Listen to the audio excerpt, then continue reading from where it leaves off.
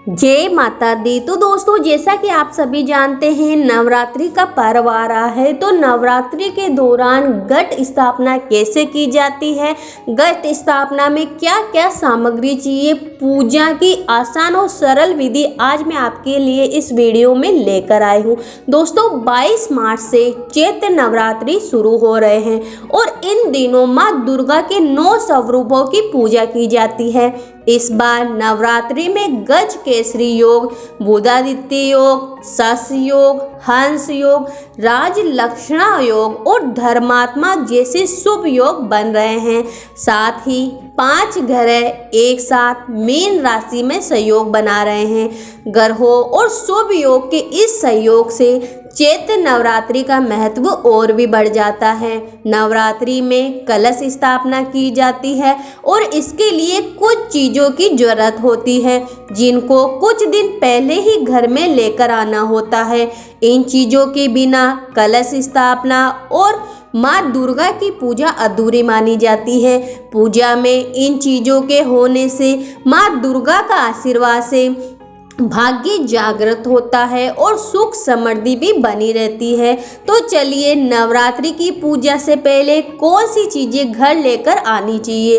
तो सबसे पहले माता जी के श्रृंगार, कलश स्थापना और माँ दुर्गा की पूजा में 16 श्रृंगार के सामान की आवश्यकता पड़ती है, इसलिए अभी से इनको घर में लाकर रख दीजिए। माता की पूजा में 16 श्रृंगार का सामान अर्पित करने से सुख सौभाग्य में वृद्धि होती है और माँ दुर्गा की कृपा से आरोग्य की प्राप्ति होती है। अब है नवरात्रि की पूजा का कलश आपको कैसे स्थापित करना है। तो नवरात्रि में माँ दुर्गा की पूजा से पहले कलश स्थापना की जाती है, इसलिए घर में अभी से कलश लाकर रख दीजिए।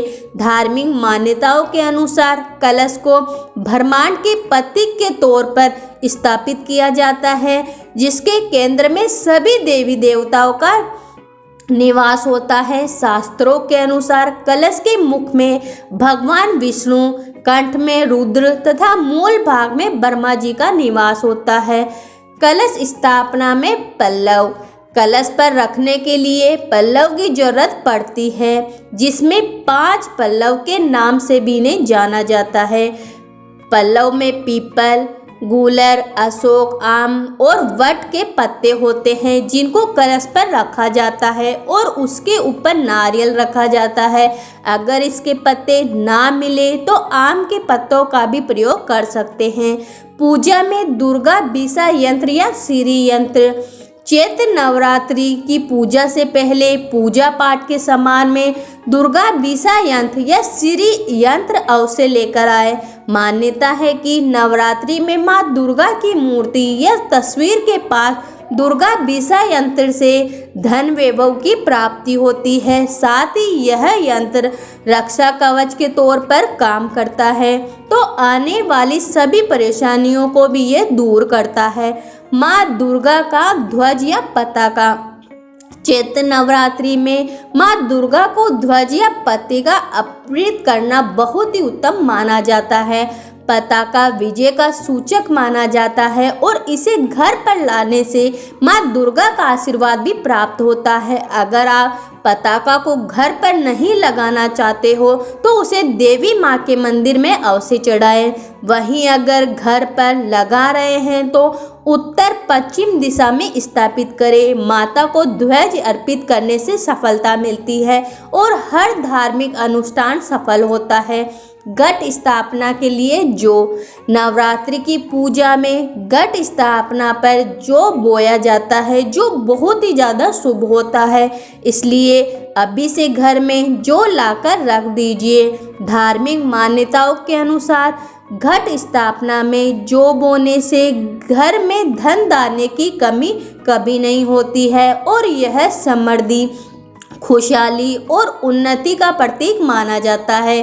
बताया जाता है कि कलश स्थापना में बोए जाने वाले जो भविष्य की घटनाओं के बारे में बता देते हैं। माँ दुर्गा की मूर्ति या तस्वीर, नवरात्रि की पूजा से पहले घर में अभी से माँ दुर्गा की मूर्ति या तस्वीर घर लेकर आए।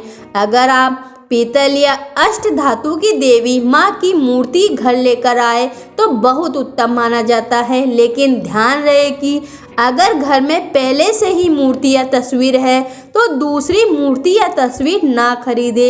वहीं अगर टूटी फूटी मूर्ति हो तो उसे घर से निकाल दीजिए। बांदरवाड़ या अखंड दीपक। नवरात्रि की पूजा में अशोक के पत्तों का बना बांदरवाड़ और अखंड दीपक जलाने के लिए दीपक और घी की आवश्यकता पड़ती है। इसलिए माँ दुर्गा की पूजा के सामान में इन चीज़ों को भी शामिल कर ले। हिंदू धर्म में अशोक के पत्तों के बना बांदरवाड़ बहुत महत्व होता है। मान्यता है कि यह घर से नकारात्मक शक्तियों को दूर करता है। वहीं दीपक और घी की आवश्यकता माता जी की आरती और अखंड दीपक में जरूरत पड़ती है। नवरात्रि की पूजा का जरूरी सामान। नवरात्रि में माता की पूजा अर्चना में शंख, सिंदूर, रोली मोली, कपूर, धूप, लाल पुष्प या पुष्पहार, सुपारी, साबुत, हल्दी की गांठ, पटरा, आसन, चौकी, पंचमेवा, जायफल, जीवित्री, कमलागट्टा, नवेद, बतासा, मधु, शक्कर, नारियल, गंगाजल आदि की भी आवश्यकता पड़ती है। तो इसलिए अभी से इन चीज़ों को घर में लाकर रख दीजिए। तो दोस्तों, इस वीडियो में मैंने आपको नवरात्रि के दौरान जो पूजा की संपूर्ण जानकारी है, जो सामग्री है, उसकी जानकारी मैं लेकर आई हूँ। मेरे अगले वाले वीडियो में माता जी की घट स्थापना और सरल आसान पूजा विधि आपको कैसे करनी है वो मैं लेकर आऊँगी। धन्यवाद।